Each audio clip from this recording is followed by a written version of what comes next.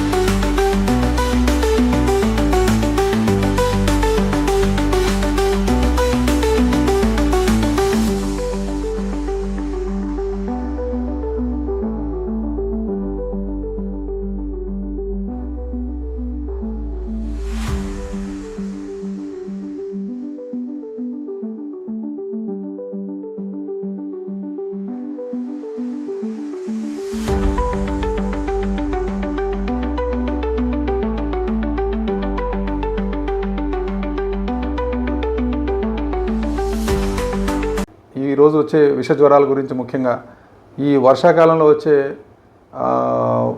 జ్వరాలు, అలాగే మిగతా రెస్పిరేటరీ ఇన్ఫెక్షన్స్ అంటే దగ్గు, జలుబు సమస్యలు, ఈ వైరల్ ఇన్ఫెక్షన్ సంబంధించి కొన్ని విషయాలు మీతో పంచుకోవాలనుకుంటా ఉన్నాను. ముఖ్యంగా ఈ వర్షాకాలంలో మనకి విష జ్వరాలు, అలాగే మిగతా బ్యాక్టీరియల్ ఇన్ఫెక్షన్స్ వచ్చే అవకాశం ఉంది. ముఖ్యంగా ఈ సీజన్లో రీసెంట్గా కొద్ది కాలం నుంచి విష జ్వరాలు బాగా ఎక్కువ ఉన్నాయి. ఒంగోలు మరియు ఈ పట్టణ పరిసర ప్రాంతాల్లో విష జ్వరాల కేసులు ఎక్కువ వస్తూ ఉన్నాయి.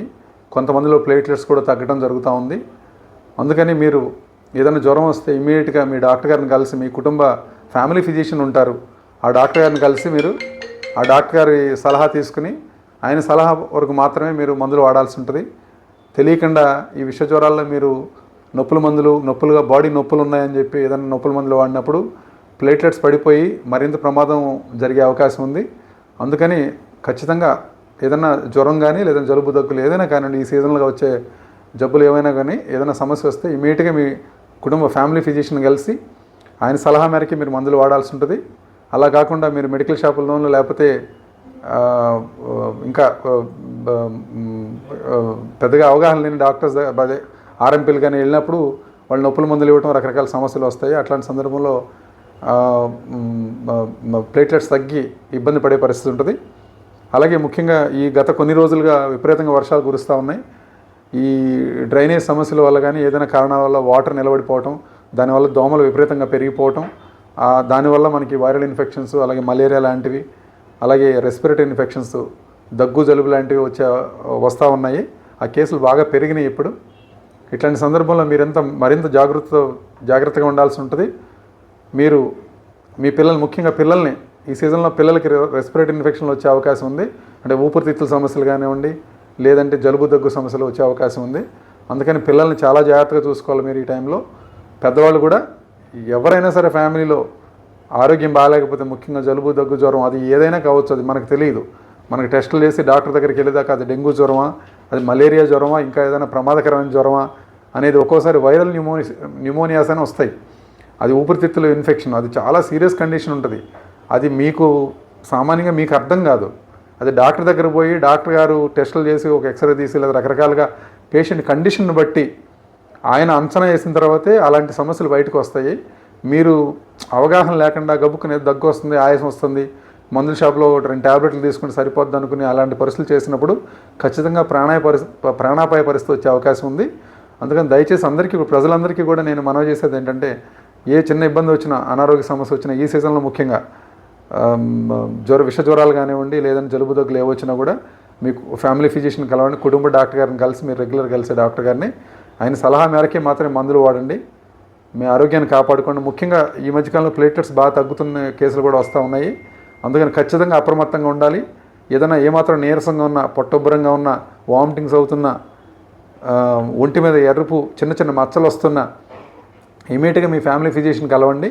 కలిసి ఆయన సలహా తీసుకుని మందులు వాడి ఆరోగ్యంగా ఉండండి. మరిన్ని ఇంట్రెస్టింగ్ అప్డేట్స్ కోసం ప్రకాశం న్యూస్ ఛానల్ ని సబ్స్క్రైబ్ చేయండి. నోటిఫికేషన్ కోసం గంట సింబల్ ప్రెస్ చేయండి.